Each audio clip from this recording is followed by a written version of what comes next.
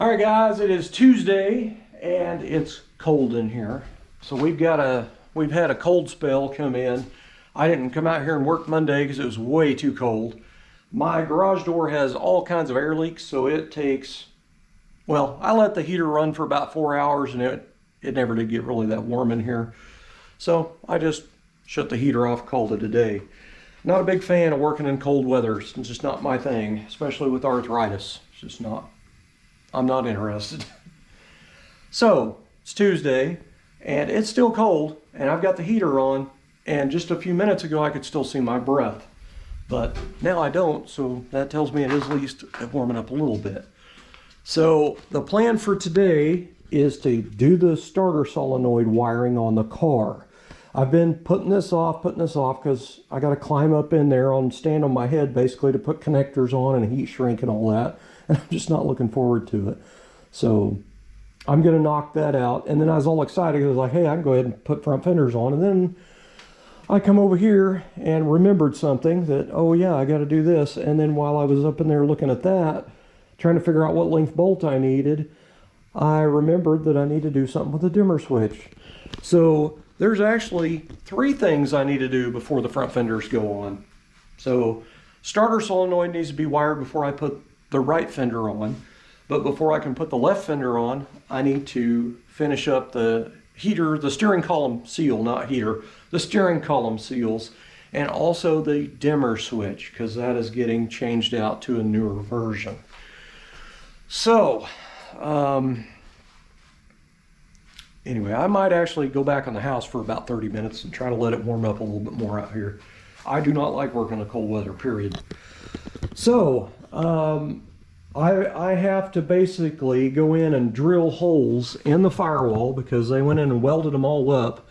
They left one here, but there's like 5 holes for this surround for this cover plate to go on here, and there's a seal.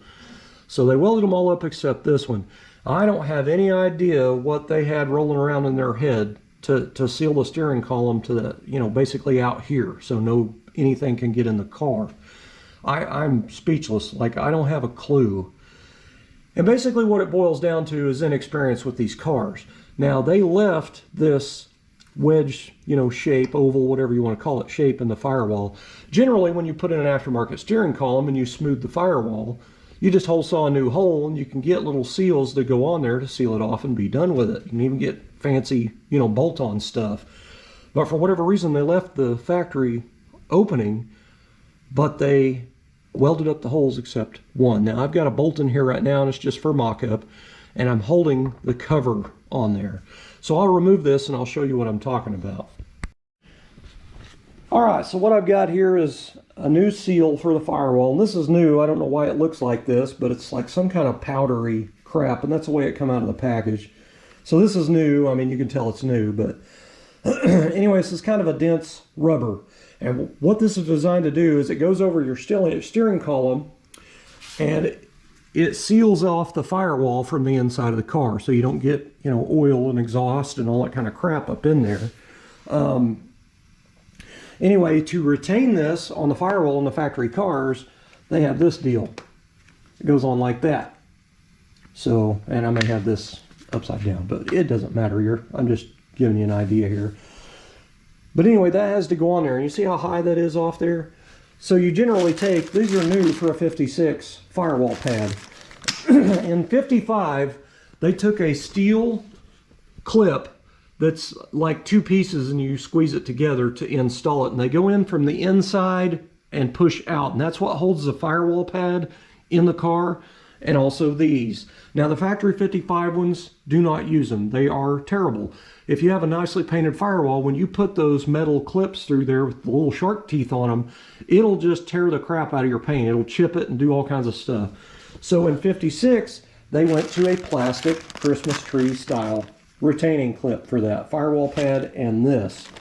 Now, anyway, if you've ever not put one of these on, this has a lot of tension on it because you have to push them clips through from the inside, and those tips of those hang out here. It's very ugly to look at. But this has to hold tension on that dense seal. So when this is on there, it's like squished around it.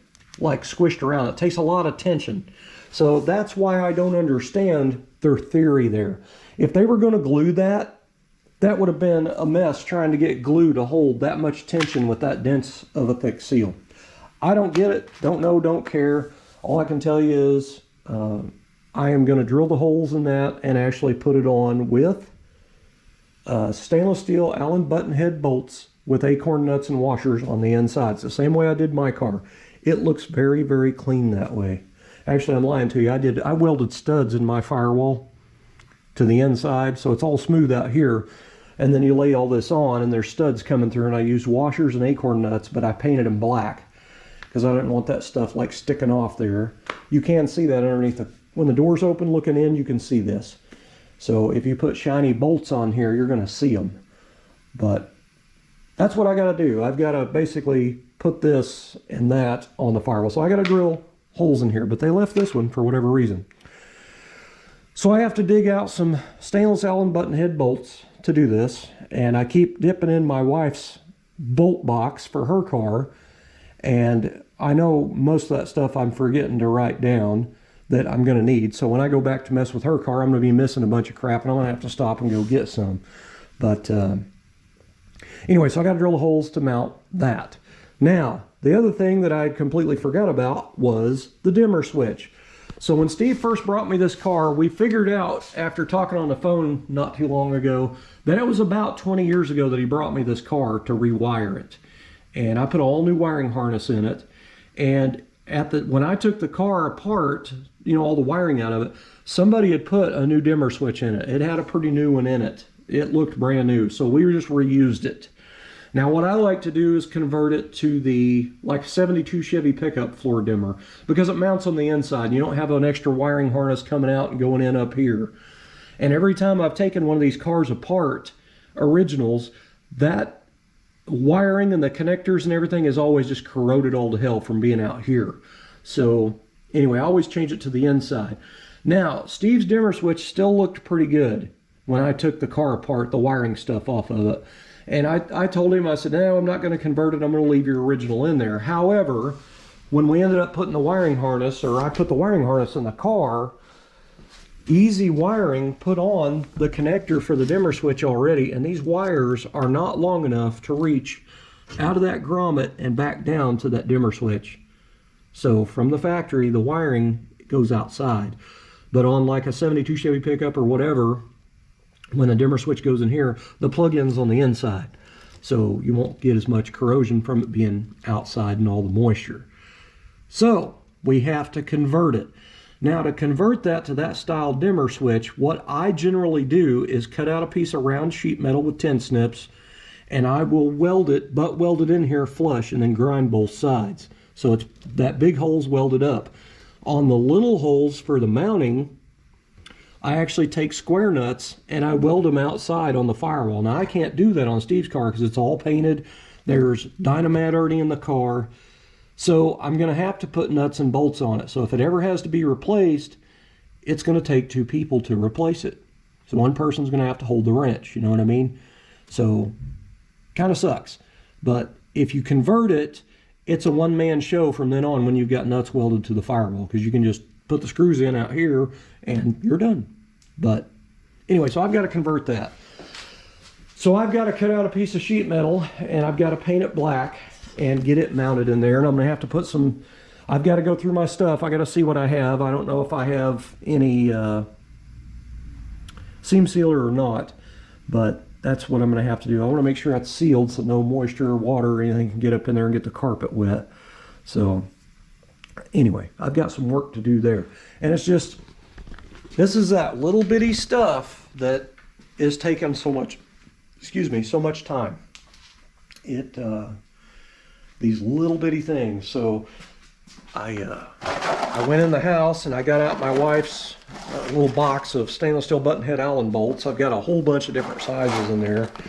And I dug out two different lengths, but anyway, I'm going to try to figure out what I need to use there. And I'm going to have to remember that I'm going to have to get some more bolts. But what a mess. And I may need 1/4 inch instead of 5/16. These are 5/16. So I'm just gonna have to try it, but I think I've got a 1/4 inch in there. But anyway, I gotta drill holes and then build a plate for that down there and then wire up the solenoid, and then I can move on to front clip. Yay. All right, so I used a piece of, it's basically just scrap out of my bin over there, but I'm not sure what gauge metal it is. It's kind of thick, but anyway, that's what I decided to use. I offset the holes in a little bit so the plug-in can hang out off of it a little bit to get this up off the ground, because the connectors are right even with the bottom, which I think is kind of silly. But I've never actually seen one that's level with the bottom like that, where it would mount. Like the wouldn't even be able to get the plug-in on it, but whatever. So I'm going to paint this, and I'm just going to use some self-etching primer, the black, put a couple of coats on each side, and call it a day. I don't have any seam sealer, and I don't have any panel bond. I've got some seam sealer, but it's hardened up, so I can't use it. And I'm not going to drive to the store and buy, you know, $25, $30, $40 thing of seam sealer or panel bond to do this with. So I'm going to use some camper top tape, because I have some of this here. It's a foam sponge seal, and it's adhesive on one side. And once the paint dries, I'm going to take a piece and cut it to length of that. I made this the exact width of that camper top tape, so, or close enough to it anyway. Anyway, I'll poke 2 holes in it for the bolts to go through, or the screws, but this will be put on the floor with some foam seal to seal it from, you know, moisture, whatever.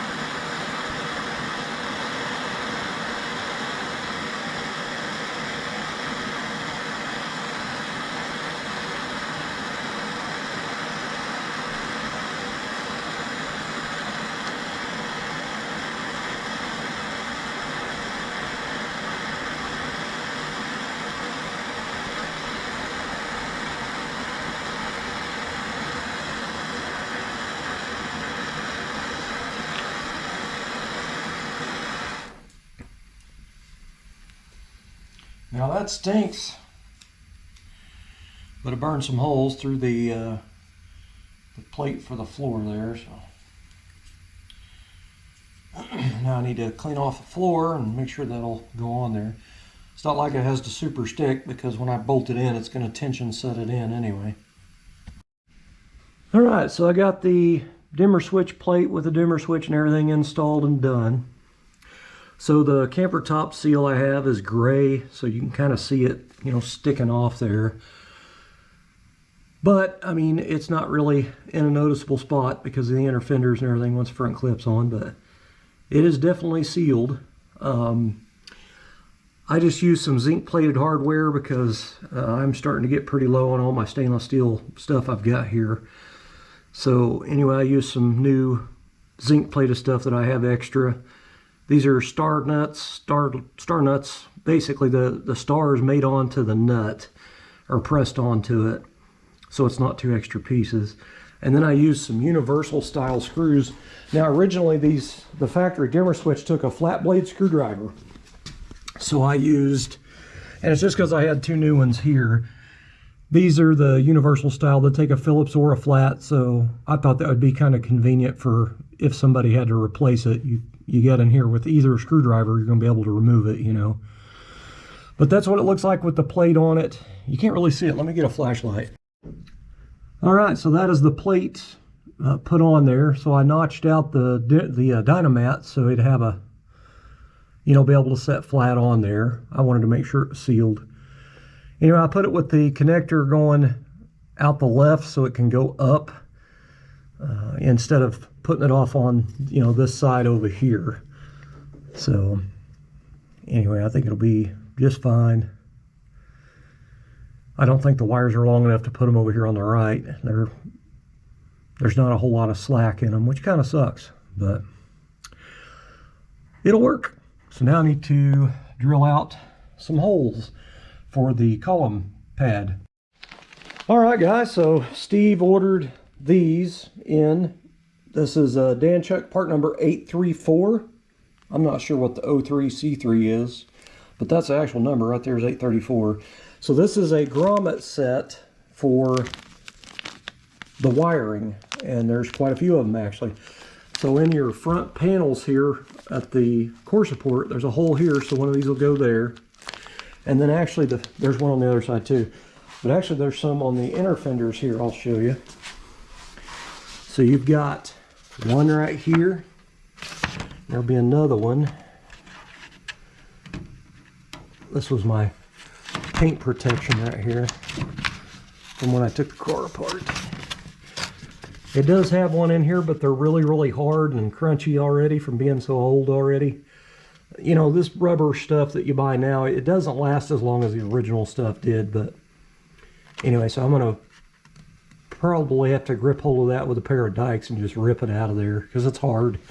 Anyway, I'll put brand new ones in it so they'll be all soft and squishy again.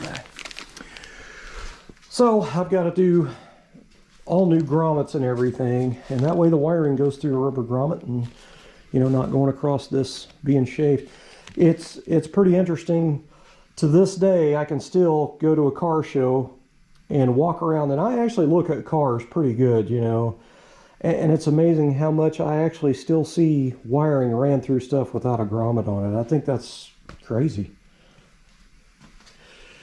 But I mean, if you look at it, it's, you know, it's a fused circuit and everything, but still yet, use a rubber grommet. I mean, if you don't want to short out wires. All right, guys, so I finished drilling the holes in the firewall for the little seal and stuff and the cover pad and all that. I don't have any bolts here, so I had to go in and order some from eBay. I have to look at it from my view of doing the stuff. If I have to get in my truck at fuel, however much fuel is per gallon now, and I have to drive 5 miles to town, and then where my local Ace Hardware is, which has a way better selection of stainless steel hardware than anywhere else. Lowe's, my local Lowe's is closer to me, and they do have stainless steel stuff, but they don't have the really harder to find stuff. Basically, if I go to my Lowe's down here, home improvement store, if I want to get a stainless steel bolt, they don't have the in-betweens. It's either like a 2-inch long bolt, 2.5 long, or 3. They don't have a 2 1/4 and a 2 3/4. So they do half increments only. If I go to my local Ace, they have all of those. Now, Ace Hardware down here is very expensive on their stainless steel hardware. Very expensive. So I got to where, by the time I spend the money in fuel and take the time out of my day to drive through town to the other side of town, go to Ace, buy that stuff and drive back, it's cheaper for me to buy a bulk amount from eBay. So I got a package of 25 of those for $13. So, and that's with shipping. But, you know, that's just kind of the best way to go. And especially at my labor rate per hour, that is definitely the cheapest way to go. I'm not going to have them today, but I can install them later, but I wanted to get the holes drilled today. But a 1/4-inch button head bolt, 1/4 by 20 by 1.5 long is what I got. And I maybe could have went with 1 1/4 long, but I decided instead of getting a 1 1/4 and it might not be the right length, I might just be shy of the length I need. I went ahead and got 1.5 because I can cut them down or grind them down. So anyway, that part's done. So now I guess I'll wire the starter. I keep saying that's going to be the first thing I do. That's not. I'm doing this other stuff because I don't want to do it.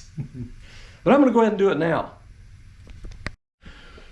Man, I tell you what, this is kind of messed up. So my local mail person that, you know, I have a mailbox out here in front of the house. Day before yesterday, I went out there and checked the mail, and there's a little package in there. And I have actually been waiting on a few little packages of things. So I obviously didn't check the address on it or anything, or the name on it. I just brought it in and opened it up. Well, it looked like some kind of ornament with a cat on it. It wasn't what I ordered. So anyway, I turned the box over and I looked at it. It wasn't my address. Wasn't for my house. And I'm not exactly sure which house it was, and I'm not going to go get in my car and drive around looking for an address to do the job the mail person's supposed to do. So I ended up packaging it back up, taping the box back up, and I went out and put it in the mailbox with a post-it note on it that says wrong address. Because I don't think the average person's supposed to be messing with somebody else's mail and mailbox anyway. So that's what I did. And I put my little flag up on my mailbox. So the mail lady came, she took it and left me more mail. And I am not kidding. I went out there and got that mail, and there was an envelope in there that is not mine. It's my next door neighbor's. So the name and the address was not mine. So when you open my mailbox, it has big letters in there written in Sharpie, the address, 4 numbers, and my last name. So it'd be kind of hard not to get it right. And also I have numbers screwed to the post on the mailbox. So there's numbers on each side, big, tall numbers. I don't know how. I think maybe they're on their cell phone. I don't know. But if you can't get an address right 2 days in a row, you probably need to find a better job. I'm sorry, but where's my mail going? You know what I mean? So it's kind of crazy, man. But we'll see how it goes for tomorrow. If I get somebody else's mail tomorrow, I probably better call the office down there and tell them that, hey, somebody keeps putting the wrong mail in my mailbox. I don't want to be that guy and get somebody in trouble or possibly get them fired, because they obviously have to have a job so they can pay their bills and put food on the table. So I don't want to be that guy that spoils their job for them. But you do need to do your job. And if you can't read simple 4-digit numbers for an address off an envelope, I'm sorry, but that is not the job for you. You know what I mean? All right, guys. So I got a couple of front fenders on Steve's car. They're just loosely stuck up there. Nothing's tightened up yet. I don't even have all the hardware in yet. So I'm just going to show you, this is how I do it after I paint like a Tri-5 Chevy. This is how I do it. Now, I think somebody asked him a long time ago how I was going to get the front end back on it without chipping and scratching it up. And it's, when I restore a car, I paint all the parts separately. The doors are separate, the fenders are separate, all that stuff is off when I paint it. Then I assemble the car. So this is what I do to help from chipping or scratching paint, which I can tell you right now, there is not a shop out there that doesn't chip or scratch paint when they're installing all those parts to restore a car. It's impossible. There's no way of doing it. So when you bolt 2 panels together, you know, you're going to scuff some paint or something somewhere for sure. It's just sometimes you don't see it or it gets touched up. But this is what I do. I put the blue painter's tape on here. This is just the old cheapy stuff. I actually got this at Dollar General. It's not really sticky.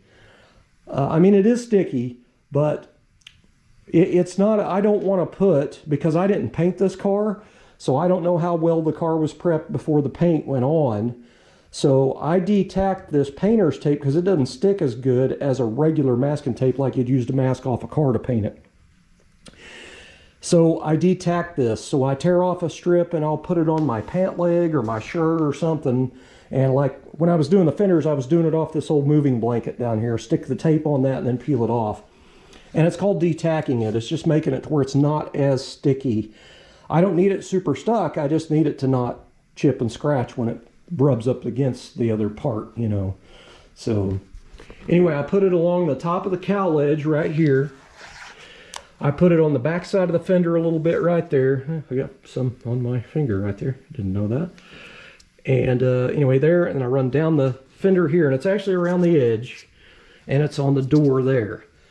And then over here, I've got it more toward the inside of where this flange would be over here, and just past the flange here a little bit. So I've got paper. This is pretty thick paper, but I like to put paper in between here and just tape it in place. Like I got a couple pieces of tape on it. And after I get a couple of these bolts started, like up here like I did, I will take one of the bolts that's supposed to go in here and I'll put the very bottom one in, just a couple of turns. I don't want to fully tighten that. Anyway, I'll put it in down there, and that way it's pretty much locked in place. So then I'll pull the paper out, and all it does is when I'm trying to place that fender up there, them sharp edges don't chew that paint up. See that sharp edge right there? There's another one right there, and then both ends are 90-degree sharp bends. So, I mean, it'd just annihilate your paint if you didn't go through there and try to mask that off a little bit. But I did it the same on both sides. Now, a 55 Chevy, the grill, to put it in the car, this is how I've always done it. If you try to put your grill in with all of your front clip tight, you're probably going to end up chipping or scratching some paint, especially in these corners right here. So what I do is I leave everything loose. I will put the splash apron in here in just a second. I'm going to put some tape on here on both sides, and then I will basically take those screws that go up under here and go this way into the splash apron, and I'll just run it a couple of turns. You want to leave some space in here, and you want to leave some space up here and some space here, and same way over here. That way the grill can go in nice and easy, and you can get a bolt or two started in it, and then you can start putting it all together and tightening stuff up. So that's just how I do it. But anyway, so I'm going to get that part going there. Now, on these 55s, this is where it's kind of difficult for some people. You have a line right here coming across your cowl. So whatever you put your door on at, that gap needs to match the fender. You don't want your fender in and out further, in or out further than your door gap, because it'll look funny. Now, here's what some people may not realize. You can put your hood on your car before you put any of the front end on. It's just going to be a little bit more touchy when you go to put the fender on up here. But once you get your line right at the cowl right here, you get your line, the gap you like, and the end, the corner right here, matches the corner of the hood on both sides. That hood's where it needs to be. You don't want to adjust that hood. You want to adjust the front end of the car. That's why the holes in the core support are large. So, or I mean the frame pad for the core support down here for the carriage bolts has pretty large holes. So if you go to put your hood down and your line and your corners match up perfectly on that cowl, and you go to put your hood down and it looks like it's going to touch over here on this side or that side, you'll want to shift that whole front clip over to match that hood. This is designed to move left or right in there a little bit. So you don't really want to adjust your hood to meet your fender. You want to adjust your front clip to match your hood. And that's what some people don't understand. So I'm going to have a little bit of a difficult time with this because Steve's car in particular, it has an indent in the cowl right here, and I don't know why that's there. I've never seen that before, but it is indented really bad.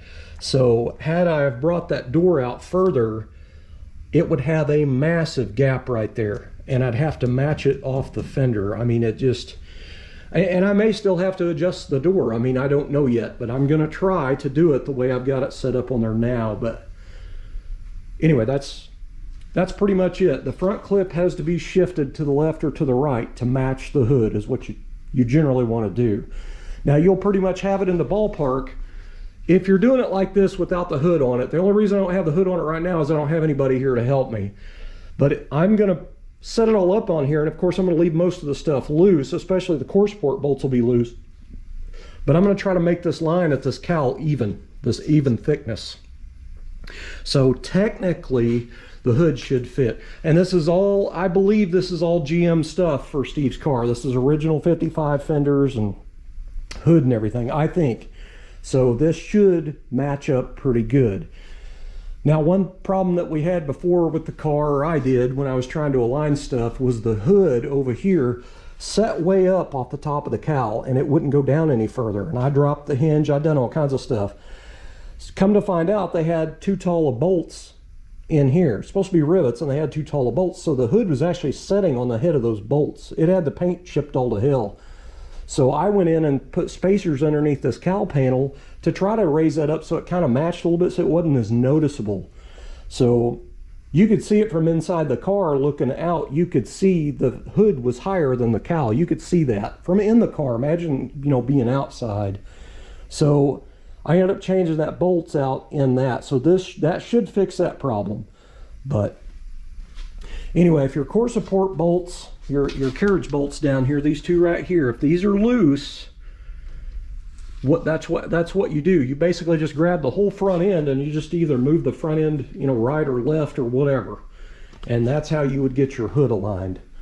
So, and that's if you want your lines to match.